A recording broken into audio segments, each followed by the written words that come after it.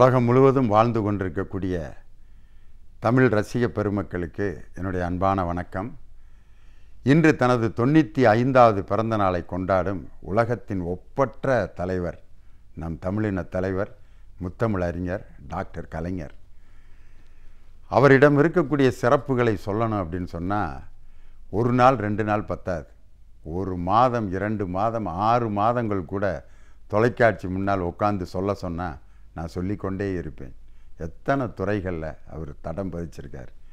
இலக்கியத்துறை என்ன, சிறுகதை என்ன, நாவல் என்ன, நாடகம் என்ன, கட்டுரைகள் என்ன, கவிதை என்ன, திரைக்கதை வசனம் என்ன, திரைக்கதை பாடல், திரை இசை பாடல்கள் எத்தனை மேடை பேச்சுக்கள், எத்தனை சட்டமன்ற உரைகள், இவைகளையெல்லாம் கடந்து முத்தமிழறிஞர் டாக்டர் கலைஞரிடம் எனக்கு பிடித்தது, ஒரு சாதாரண தொண்டன் கூட ஒரு நல்ல செயலை செய்தால் அதை மனம் திறந்து பாராட்டுவதும், அதில் ஏதாவது தவறு ஏற்பட்டால் உரிமையோடு கண்டிப்பதும். இந்த குணம்தான் எனக்கு அவர் மேலே ரொம்ப ஒரு ஈடுபாட்டை உண்டாக்கியது. அவருடைய திரை இசை பாடல்களில் நல்ல சில பாடல்களை எடுத்து அதில் உள்ள சிறப்புகளை சொல்வதற்கு எனக்கு ஒரு நல்ல வாய்ப்பு கிடைத்திருக்கிறது. திரைப்படங்களில் தண்ணி போட்டு பாடுற மாதிரி பாடல்கள் நிறைய வந்திருக்கு. கவியரசு கண்ணதாசன்லேருந்து நிறைய கவிஞர்கள் தண்ணி போடுறவங்களுக்கு பாட்டு எழுதியிருக்காங்க. அது திரைப்படத்தில் அந்த படத்தில் வர்ற கேரக்டருக்கு தகுந்த மாதிரி. உதாரணத்துக்கு ஒரு படத்தில் பார்த்தீங்கன்னா எம்ஜிஆர் சரோஜாதேவியும் தண்ணி போட்டு பாடுற மாதிரி கண்ணதாசன் எழுதியிருப்பார். ஜவ்வாது மேடையிட்டு சர்க்கரையில் பந்தலிட்டு செவ்வாழை காலெடுத்து வா வா வா செம்மாதுளை பிளந்து தா தா தா அப்படின்னு எழுதியிருப்பார். கவிப்பேரரசு வைரமுத்து பார்த்திங்கன்னா சிந்து பைரவி படத்தில் ஒரு பெரிய பாடகர் தண்ணி போட்டு பாடுற மாதிரி ஒரு பாட்டு எழுதியிருப்பார். ஆனால் காஞ்சி தலைவனுங்கிற படத்தில் ஒரு 4 பேர் குடிச்சிட்டு பாடுற மாதிரி ஒரு பாட்டை நம் முத்தமிழறிஞர் டாக்டர் கலைஞர் எழுதியிருப்பார். உலகம் சுத்துது எதனாலே, நம்ம உடம்பு சுத்துது அதனாலே, உலகம் சுத்துது எதனாலே, நம்ம உடம்பு சுத்துது அதனாலே அப்படின்னு கேள்வி கேட்டு பதில் சொல்கிற மாதிரி ஒரு அழகான பாட்டு எழுதியிருப்பார். குடிகாரர்கள் பாடுறதுல கூட ஒரு சமுதாய சிந்தனையை வச்சு எழுதக்கூடிய ஆற்றல் நம்ம முத்தமிழறிஞர் டாக்டர் கலைஞருக்கு தான் உண்டு. ஒரு தமிழையும் ஒரு நல்ல சமூக சிந்தனையும் கலந்த ஒரு பாடல். அதுதான் காஞ்சி தலைவனில் நீர்மேல் நடக்கலாம் அப்படின்னு தொகையராவோட தொடங்குகின்ற பாடல். அண்ணன் தங்கை பாசத்தை பற்றி எத்தனையோ கவிஞர்கள் திரைப்படத்தில் பாட்டு எழுதியிருக்காங்க. உதாரணத்துக்கு கவியரசு கண்ணதாசன் எழுதியிருக்கார் நிறைய பாட்டு. அதில் எல்லாருக்கும் தெரிஞ்ச பாட்டு பாசமலரில், மலர்ந்து மலராத பாதி மலர் போல வளரும் விழி வண்ணமே அப்படின்னு ரொம்ப அழகான ஒரு பாட்டு. ஆனால் பாசக்கிளிகள் என்ற படத்தில் ஒரு அழகான அண்ணன் தங்கை பாசத்தை வெளிப்படுத்துகிற பாடலை நமது முத்தமிழறிஞர் டாக்டர் கலைஞர் எழுதியிருப்பார். அண்ணன் என்ற பாசக்கிளி கொஞ்சி விளையாட, சொந்தம் கொண்ட நெஞ்சங்களில் புன்னகை பூத்தாட அப்படின்னு எழுதியிருப்பார். என்ன அழகான வரி பாருங்க. அண்ணன் என்ற பாசக்கிளி கொஞ்சி விளையாட, பாசக்கிளின்னு ஒரு வார்த்தையை பயன்படுத்தியிருக்கார். எத்தனையோ பறவைகள் நம்ம உலகத்தில் பார்க்குறோம். ஆனால் கிளியைத்தான் ரொம்ப பாசமாக நம்ம வளர்ப்போம். அது பேசுகிறத கேட்டு நம்ம ரொம்ப மகிழ்ச்சி அடைவோம். அதனால தான் தங்கைக்கு பாசக்கிளி அப்படிங்கிற ஒரு வார்த்தையை பயன்படுத்தியிருக்காரு. இந்த யுக்தியெலாம் முத்தமிழறிஞர் டாக்டர் கலைஞரைத்தான் சாரும். அதில் தங்கையை பற்றி அவர் சொல்கிறாரு, என்ன அழகாக சொல்கிறாரு பாருங்க. சிறந்தாய் நீ சிறந்தாய், ஒரு செம்மொழி போலே சிறந்தாய், சிறந்தாய் நீ சிறந்தாய், தமிழ் செம்மொழி போலே சிறந்தாய் அப்படின்னு எழுதியிருக்கார். ஒரு தங்கையை தமிழ் செம்மொழி அப்படின்னு பாராட்டி எழுதியிருக்கார். ஏன்னா ஒரு செம்மொழியாக தமிழ் வருவதற்கு எவ்வளவு கஷ்டப்பட்டு இன்றைக்கி செம்மொழி அந்தஸ்து தமிழுக்கு கிடச்சிருக்கு. அது மாதிரி ஒரு தங்கை ஒரு அண்ணனால் வளர்க்கப்படுவதற்கு எவ்வளவு கஷ்டப்பட வேண்டியிருக்குங்கிறத அவர் மறைமுகமாக சொல்கிறதுக்காகத்தான் தன் தங்கையை ஒரு செம்மொழி போல் வளர்ந்தாய் அப்படின்னு எழுதியிருப்பார். பெரும்பாலும் கவிஞர்கள் வேண்டும் வேண்டும்னு எழுதின பாடல் நிறைய இருக்குது. அருட்பெருஞ்சோதி வள்ளலார் வேண்டும் வேண்டும்னு நிறைய கேட்டிருப்பார். பெருமையுடன் நினது திருமலரடி நினைக்கின்ற உத்தமிர்தம் உறவு வேண்டும், உள்ளொன்று வைத்து புறமொன்று பேசுவார் உறவு கலவாமை வேண்டும், மதி வேண்டும் நின் கருணை நிதி வேண்டும்னு வள்ளலாருடைய வேண்டும். அதே மாதிரி தேசிய கவி பாரதி மனதில் உறுதி வேண்டும், வாக்கினிலே இனிமை வேண்டும், நினைவு நல்லது வேண்டும், நெருங்கின பொருள் கைப்பட வேண்டும், கனவு மெய்ப்பட வேண்டும், கைவசமாவது விரைவில் வேண்டும் எழுதியிருப்பார். கவிப்பேரரசு வைரமுத்து புத்தம் புது பூமி வேண்டும், நித்தம் ஒரு வானம் வேண்டும், தங்க மழை பெய்ய வேண்டும், தமிழில் குயில் பாட வேண்டும் எழுதியிருப்பார். அதே மாதிரி மண்ணின் மைந்தன்கிற படத்தில் வேற்றுமையில் ஒற்றுமை வேண்டும் அப்படிங்கிற வார்த்தையை முத்தமிழறிஞர் டாக்டர் கலைஞர் பயன்படுத்தியிருப்பார். வேற்றுமையில் ஒற்றுமை வேண்டும்.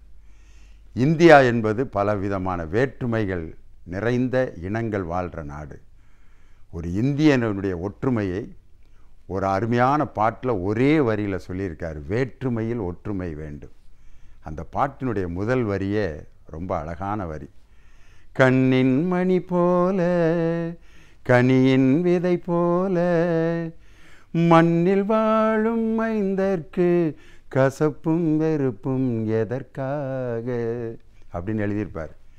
கண்ணின் மணி போல கனியின் விதை போல, கண்ணையும் கண்ணின் மணியையும் பிரிக்கவே முடியாது. அதே மாதிரி ஒரு கனியையும் விதையையும் அதுக்குள்ளேருந்தே தான் அந்த விதை வளர்ந்து ஆகணும். வளர்ந்த பிறகு தான் அந்த விதை கனியை விட்டு வெளியில் வரும். ஒரு கனியும் விதையும் எப்படி ஒன்றாக இருக்கிறதோ, கண்ணும் மணியும் எப்படி ஒன்றாக இருக்கிறதோ, அதுபோல் சமுதாயத்தில் வேற்றுமையில் இருந்தாலும் அதில் ஒற்றுமையோடு வாழ வேண்டும் அப்படிங்கிற செய்தியை ரொம்ப அழகாக இந்த பாட்டில் முத்தமிழறிஞர் டாக்டர் கலைஞர் கொடுத்துருக்காரு. ஒரு வார்த்தையினுடைய முக்கியத்துவத்தை பற்றி சொல்கிற பாட்டு. இப்போ நிறைய பேர் யார் மேலேயாவது கோச்சிட்டு கோபத்தில் பேசிகிட்டு இருப்பாங்க. என்ன வார்த்தை கேட்டான் பாரு என்னைய, ஐயோ இந்த ஒரு வார்த்தை என்னால் தாங்க முடியல, ஒரு வார்த்தைனாலும் என்னை அப்படியே அப்படி கேட்டான் அப்படிம்பாங்க. ஒரு வார்த்தை கேட்டானே என்னால் தாங்க முடியல, என்ன வார்த்தை கேட்டான், அப்படி என்னடா கேட்டான் அப்படின்ற அந்த ஒரு வார்த்தை அவனை பாடாப்படுத்தும். அதே மாதிரி தான் வார்த்தை தவறிவிட்டாய் கண்ணம்மா மார்பு துடிக்குதடி, பார்த்த இடத்திலெல்லாம் உன்னை போல் பாவை தெரியுதடி. வார்த்தை தவறிவிட்டாய் கண்ணம்மா மார்பு துடிக்குதடிங்கிறார். அது மாதிரி ஒரு வார்த்தை தவறினாலும் அதை பொறுத்து கொள்ள முடியாது, ஏற்றுக்கொள்ள முடியாத வார்த்தையை எவனாவது கேட்டாலும் அதையும் தாங்கி கொள்ள முடியாது. அதனால தான் அந்த வார்த்தைக்கு அவ்வளவு சக்தி இருக்குது. அதனால தான் நம்ம திருவள்ளுவர் சொன்னார், தீயினால் சுட்ட புண் உள்ள ஆறும் ஆறாது நாவினால் சுட்ட வடுன்னு. ஒரு நெருப்பு காயத்தில் ஒருத்தன் உடம்பு முழுவதும் சுடப்பட்டு காயப்பட்டாலும் அதை எப்படியாவது ஆற்றிடலாம். ஆனால் நாவினால் ஒரு சொல்லினால் சுடப்பட்ட அந்த காயத்தை யாராலும் ஆற்ற முடியாது. அந்த மாதிரி ஒரு செய்தியை ராஜா ராணிங்கிற படத்தில் ஒரு காதல் சோக பாட்டில் முத்தமிழறிஞர் டாக்டர் கலைஞர் ரொம்ப அழகாக எழுதியிருப்பார். ஒரு சொல்லாலே வீணானதே காதல் சுகமும் பாழானதே, ஒரு சொல்லாலே வீணானதே. இந்த ராகத்துக்கு பேர் சுபபந்துவராளின் பேர். இந்த ராகத்தில் அமைந்த பாடல்கள் எல்லாம் மனதை உருக்குகின்ற ஒரு காதல் சோக பாடல்கள் தான். திரைப்பட பாடல்களில் இந்த மியூசிக்கலாக, அதாவது இசை வடிவத்தில் பாட்டு கவிதையே இசை வடிவத்தில் இருக்குது.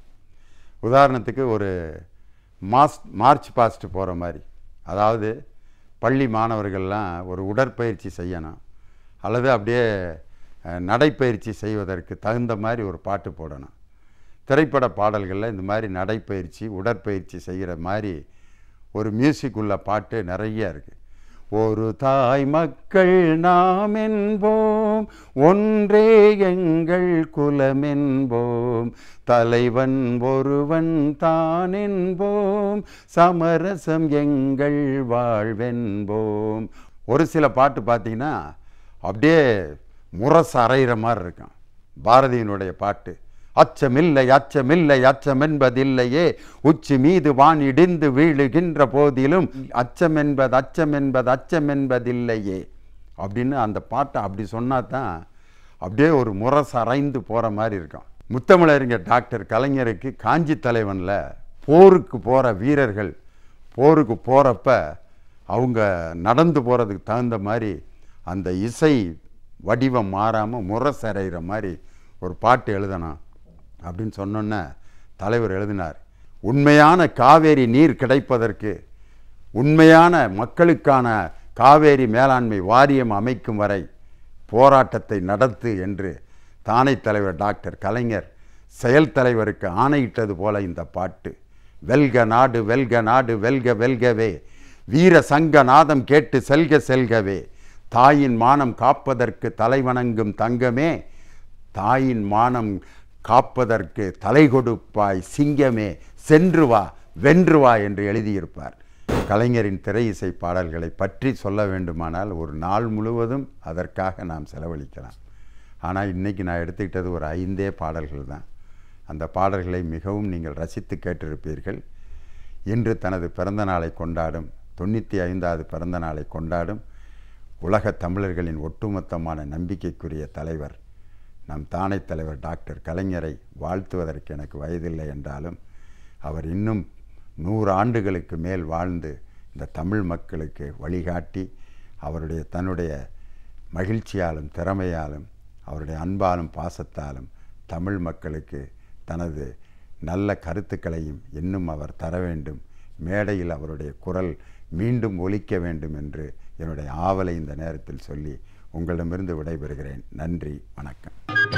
இன்று தமிழகத்தினுடைய ஒரு கம்பீரமான திருநாள், தமிழர்களுடைய திருவிழா, 95 வயது காணும் தொல்காப்பியர் என்று போற்றப்படுகிற நம்முடைய தமிழினத் தலைவர் கலைஞர் ஐயா அவர்களுடைய பிறந்த நாள் விழா. கோடான கோடி ரசிகர்களின் தொண்டர்களின் உள்ளங்களில் இன்றும் ஆட்சி செய்து கொண்டிருக்கின்ற அந்த அற்புத தலைவருக்கு என்னுடைய இனிய பிறந்தநாள் வாழ்த்துக்களை தெரிவிச்சுக்கிறேன். ஐயாவுடைய திறமை பற்றி எல்லோருக்குமே தெரியும். இனி அது யாரும் புதிதாக அதை கோர்ப்பு சேர்த்து சொல்ல வேண்டிய அவசியமே இல்லை. இருந்தாலும் அவருடன் நெருங்கி பல ஆண்டுகள் பழகக்கூடிய ஒரு மிகப்பெரிய பாக்கியம் என்னை போன்றவர்களுக்கு கிடைச்சிருக்கு. அப்படி பல பயணங்களில் அவருடைய அலாதியான திறமைகளை பார்த்து நேரடியாக வியந்த பல அற்புதங்கள் அதிசயங்கள் எனக்கும் வாய்ச்சிருக்கு. இன்றைக்கும் தமிழுக்காகவும் தமிழினுடைய காப்பியங்களுக்காகவும் கலைஞர் அவர்கள் செய்ததைப் போல ஈடு இணையற்ற செயல்களை இதுவரைக்கும் யாரும் எந்த முதலமைச்சரும் செய்ததே கிடையாது. சிலப்பதிகாரத்தின் மீது கலைஞர் அவர்களுக்கு தனித்துவமான ஒரு பெரிய ஈடுபாடு உண்டு. அவருடைய எழுத்துக்களிலேயே அது தெரியும். அப்படி சிலப்பதிகாரத்தை, இளங்கோவடிகளினுடைய அந்த பெரிய காப்பியத்தை ஒரு திரை வடிவப்படுத்த வேண்டும் அப்படிங்கிற ஒரு எண்ணத்தோடு தான் பூம்புகார் அப்படிங்கிற ஒரு பெரிய திரைக்களத்தை கையில் எடுக்கிறார். அது மிகப்பெரிய ஒரு திரைக்களம். அதை ஒரு 3 மணி நேரத்திற்குள்ள அத்தனை காட்சிகளையும் நெருக்கி சுருக்கி சொல்லணும் அப்படிங்கிறது ஒரு பெரிய சவால். இன்றைக்கும் கண்ணகி இருக்கிற வரைக்கும் கலைஞர் இருப்பார். ஏனென்றால் கண்ணகி என்ற அந்த மாபெரும் தமிழச்சினுடைய கதாபாத்திரத்திற்கு உயிர் கொடுத்து அதற்கு சிலை கொடுத்த ஒரு மாபெரும் எழுத்து சிற்பி கலைஞர் அவர்கள் தான். அப்படி கண்ணகியும் கோவலனுக்குமான ஒரு மிக அற்புதமான ஒரு பாட்டு. அதுவும் குறிப்பாக அவர்களை கவுந்தியடிகள் வைகை ஆற்றின் வழியாக அழைத்து மதுரைக்கு சென்று கொண்டிருப்பார்கள். அப்போ ஒரு சூழ்நிலை, அந்த இருவருடைய சோகமும் அவர்களை பற்றிய வாழ்க்கையை அந்த பாட்டுக்குள் சொல்ல வேண்டும் அப்படிங்கிற ஒரு சிச்சுவேஷன் சொல்லுவாங்க இல்லையா, அந்த கதைக்களம் இதுவும் இருக்கும். இந்த இடத்துல கதாசிரியராக வசனகர்த்தாக மட்டும் இல்லாமல் அந்த படத்தில் அந்த பாடலாசிரியராகவும் அவர் பயணம் பண்ணியிருக்கிறார். பூம்புகார் அப்படிங்கிற ஒரு திரைப்படத்தில் வாழ்க்கை எனும் ஓடம் வழங்குகின்ற பாடம் அப்படிங்கிற ஒரு அற்புதமான பாட்டு. அந்த ஓடம் எப்படி மேலிறங்கி கீழிறங்கிறதோ அப்படி தான் வாழ்க்கையில் ஒவ்வொரு மனிதனுடைய பயணமும் அமையும் அப்படிங்கிற எண்ண ஓட்டத்தோட கண்ணகி கோவலனுடைய மன எண்ண அலைகளையும் பிரதிபலிப்பதைப் போல அந்த இரண்டையும் கலந்து அந்த பாடலை மிக அழகாக எழுதியிருப்பார் கலைஞர் அவர்கள். சிவாஜி ஐயா அவர்களுக்கும் கலைஞர் அவர்களுக்கும் இருக்கிற அந்த அற்புதமான நட்பை நாம் நிறைய நேரங்கள், அதுவும் குறிப்பாக அவருடைய இந்த ஒரு 2-3 ஆண்டுகளுக்கு முன்னாலெல்லாம் நிறைய நேரங்களில் சிவாஜி அவர்களை பேசும்போதெல்லாமே அவருடைய கண்கள் நனைந்துவிடும். அவ்வளவு தூரம் அந்த நட்பினுடைய ஆழம் அந்த இதயத்திலிருந்து வெளிப்பட்டு கண்கள் வெளியே தெரியும். அப்படி நிறைய நேரங்களை பார்த்துருக்கேன். அப்படி ஏன்னா அந்த 2 பேருக்கு இடையில் இருந்த பந்தம், அந்த எழுத்துக்கு அவர் கொடுத்த மரியாதை, அவருக்கு இவர் கொடுத்த தனித்துவமான தமிழ், இதெல்லாம் இன்னமும் சரித்திரத்தில் தமிழ் சினிமாவினுடைய வரலாற்றிலிருந்து யாராலும் பிரிக்க முடியாத, அழிக்க முடியாத ஒரு ஞாபக பெட்டகங்கள். அப்படி அவருடைய இருவருடைய படங்கள் நிறைய படங்கள் வந்திருக்கு. அதில் குறிப்பாக ராஜா ராணிங்கிற ஒரு திரைப்படத்தில் கலைஞருடைய வசனமோடு மட்டும் இல்லாமல் பாடலையும் அவர் எழுதினார். அதில் மணிப்புரா புது மணிப்புரா அப்படிங்கிற ஒரு பாடல் கேட்டு பாருங்கள். மறக்க முடியுமா அப்படிங்கிற ஒரு திரைப்படம். அந்த திரைப்படத்திற்கு வந்து கதை வசனம் எழுதிய பிறகு அதில் அந்த பாடலுக்கு ஒரு கம்போசிங் கேவி மகாதேவன் ஐயா அவர்கள் தான் அதுக்கு வந்து இசையமைச்சாங்க. அப்போது கம்போசிங் என்று சொல்லப்படுகிற அந்த இசைக்கோர்வை அமைக்கின்ற அந்த இடத்திற்கு கலைஞர் அவர்கள் வர்றாங்க. ஏன்னா அன்றைக்கி பாடல் அமைக்க போகிறாங்க, இசையமைக்க போகிறாங்க அப்படிங்கிற பார்க்குறதுக்காக அவர் வர்றார். அப்போது ஒரு இயக்குனருக்கு சமமான அல்லது அதற்கு மேற்பட்ட மரியாதை அன்றைய திரையுலகத்தில் ஒரு எழுத்தாளருக்கு இருந்துச்சு. அதுக்கு அடையாளமாக இருந்தவர் தான் கலைஞர் அவர்கள். அவர் வந்து ஏன்னா எழுத்து ஆண்ட தமிழ் சினிமா தான் இந்த தமிழ் சினிமா. அப்படிப்பட்ட ஒரு எழுத்தாளராக அவர் வந்து வருகை தந்து அவர் அமர்ந்திருக்கிறாரு. அப்போ கம்போசிங் ஆரம்பிக்குது. இப்போ கேவி மகாதேவன் ஐயா அவர்கள் டியூன் போடுறாங்க. போட்டோடனே ரொம்ப நேரமாக போட்டு பார்த்துட்டு ஒரு டியூனை ஃபைனல் பண்ணுறாங்க. இதுதான் நமக்கு இந்த சூழ்நிலை சரியான பாடல். இதை எழுதுறது யார் அப்படின்னா மாயவநாதன் அப்படிங்கிற ஒரு கவிஞர். அவர் வந்து அன்னைக்கு வரலை. அவர் ரொம்ப தாமதமாயிருச்சு. அதனால் வந்து என்ன பண்ணுறதுன்னு தெரியல, எல்லோரும் யோசிச்சுட்டே இருக்காங்க. இப்போ என்ன மெட்டு போட்டிருக்கீங்க அப்படின்னு சொல்லி காட்டுறாரு. இந்த மாயவநாதனை நினச்சி மாயவநாதன் பாட்டே வந்துருச்சு அப்படின்னு சொல்லி கேவி ஐயா சொல்கிறாங்க. எனக்கு போட்டு காட்டுங்க அப்படிங்கிறாரு. உடனே அதுக்கு வந்து கேவி ஐயா அவர்கள் வந்து அந்த பாடலை அந்த மெட்டை வந்து அமைச்சு காமிக்கிறார். அந்த சந்தங்கள் எல்லாமே கவிஞர் வரலை அப்படிங்கிற யோசித்து அவரை பற்றி அவருடைய பெயரையே சந்தமாக வச்சு போடுறார். மாயவநாதன் மாயவநாதன் மாயவநாதன் மாயவநாதன் மாயவநாதன் மாயவநாதன் மாயவநாதன் மாயவநாதன் அப்படின்னு சொல்லி அவர் பெயரே வச்சு அந்த பாடலினுடைய சோகத்தையும் வெளிப்படுத்துகிற மாதிரி ரொம்ப அழகான ஒரு மெட்டா அவர் அமைக்கிறார். அதை கேட்டு சிரிச்சுட்டே இருக்கார் கலைஞர். அவர் இன்னும் வரலை, கவிஞர் பாடல் எழுத வரலை அப்படின்னோடனே இவருக்குள்ளே அந்த யோசனை கதைக்களம் இவருக்குள்ளே ஓட ஆரம்பிக்குது. அந்த மெட்டு இவருக்குள்ளே இறங்குகிறது, அந்த சந்தம் புரிகிறது. உடனே இப்படி சரியாக இருக்குமா பாருங்களேன் அப்படின்னு ரொம்ப சாதாரணமாக அந்த இடத்துல சொல்கிறார். அதை எழுதி காமிச்சோடனே அதை பாடுறாரு கேவி அவர்கள்.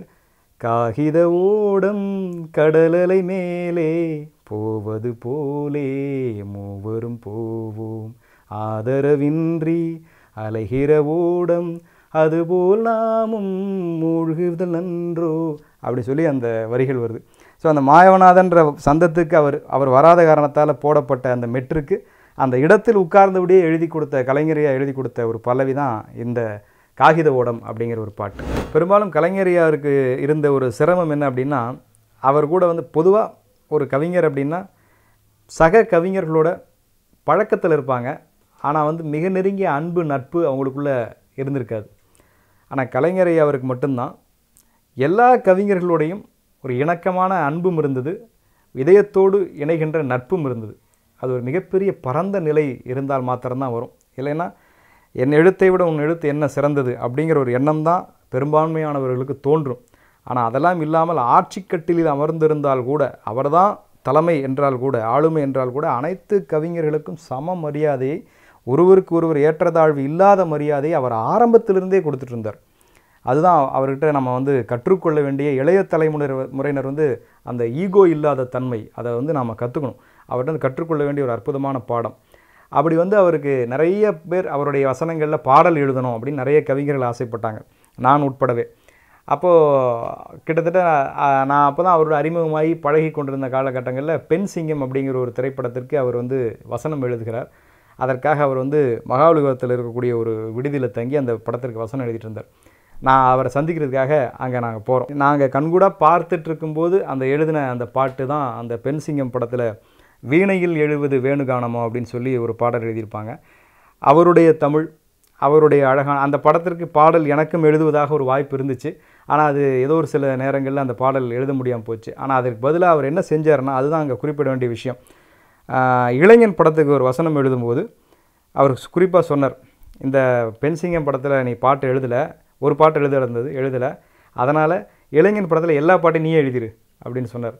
இதில் நானும் எழுதலை, யாரும் எழுத வேணாம், நீயே எல்லா பாட்டையும் எழுதிரு அப்படின்னு சொன்னார். இல்லைங்க, நீங்கள் ஒரே ஒரு பாடலாவது எழுதி கொடுங்கன்னு. வேணாம், மொத்த பாடலை நீயே எழுதி, இது உன்னுடைய பெயர்லேயே இந்த பாடல்கள் அனைத்தும் வர்றதா இருக்கட்டும், அது ஒரு என்னுடைய வசனத்தில் உன்னுடைய பாடல்கள் இருக்கிறது ஒரு அடையாளமாக இருக்கட்டும் அப்படின்னு சொல்லி ஒரு பெருந்தன்மையோடு, அதான் நான் முதலே சொன்னேன்ல, அது வந்து மூத்த கவிஞர்களா அல்லது வயதில் இளைஞர்களா அப்படிங்கிறதா இல்லை, கவிஞர்கள் தமிழறிஞர்கள் என்று வந்தாலே அந்த சம மரியாதை எல்லோருக்கும் சமமாக பாவிப்பது அப்படிங்கிற ஒரு மிகப்பெரிய விசால மனநிலை ஐயா கலைஞர் அவரிடமிருந்து எல்லா தரமுறையிலும் கற்றுக்கொள்ள வேண்டிய ஒரு அற்புதமான தமிழ் பண்பு. கலைஞர் என்ற இந்த மிகப்பெரிய சகாப்தம் மீண்டும் அந்த கர்ஜனை குரலோடு, அந்த காந்த குரலோடு, அந்த உடன்பிறப்பே என்று அந்த அழைக்கின்ற அந்த உயிரோட்டமான வார்த்தையோடு அவர் மீண்டும் தன்னுடைய பேச்சை, தன்னுடைய செயலை, தன்னுடைய ஆற்றலை மீண்டும் இந்த தமிழ் மண்ணுக்கு அர்ப்பணிக்க ஆரம்பிக்க வேண்டும். ஏன்னா அவர் மௌனமாக இருக்கின்ற அந்த தாக்கம் இன்று எல்லோருக்கும் புரிந்திருக்கும். அது ஆண்டாள் பிரச்சனையிலிருந்து ஸ்டெர்லைட் ஆலை பிரச்சனை வரைக்கும் அவர் மௌனமாக இருப்பதால் நடக்கின்ற தமிழர்களுடைய பலவீனத்தின் அடையாளத்தை இன்றைக்கி எல்லாருமே புரிஞ்சிருப்பாங்க. அதையெல்லாம் தடுத்து நிறுத்துகின்ற ஒரே தன்னம்பிக்கை கொண்ட ஒரு மாபெரும் தமிழினத்தினுடைய அடையாளம் கலைஞர் அவர்கள்தான். இந்த 95வது பிறந்த நாளிலிருந்து என்னுடைய வேண்டுகோள் இறைவனிடம் சரி, இயற்கையிடம் சரி, மீண்டும் அவருடைய அந்த ராஜ கம்பீரமான பேச்சும் மொழியும் ஆற்றலும் ஆளுமையும் மீண்டும் நம்முடைய தமிழினத்திற்கு கிடைக்க வேண்டும் என்ற விண்ணப்பத்தோடு என்னுடைய வாழ்த்துக்களையும் முன்வைக்கிறேன். நன்றி, வணக்கம்.